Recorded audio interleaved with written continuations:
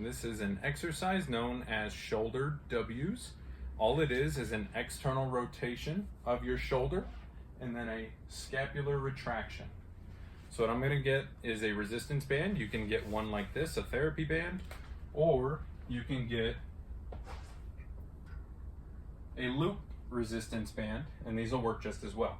You want to make sure that you have something that's kind of long that you can adjust how close you're grabbing, because if you grab too close, you're going to have a lot more resistance and you may not be able to do the exercise quite right.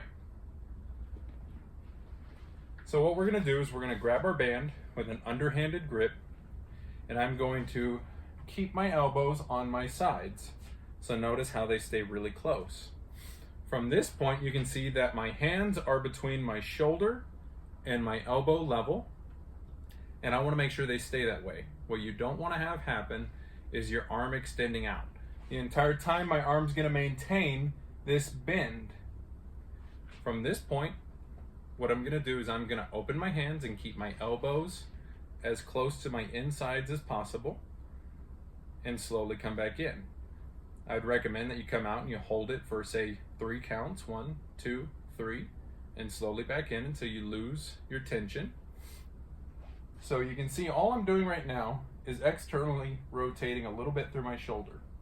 So if I want to take this to another level and introduce some scapular retraction, I'm going to do all the same stuff, but I'm going to pull my elbows back. So you can see all my angles are still the same, other than I'm pulling my elbows back.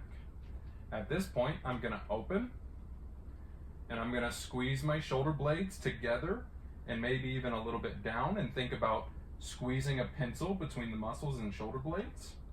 And again, I'm going to hold and slowly come back in without my elbows going forward.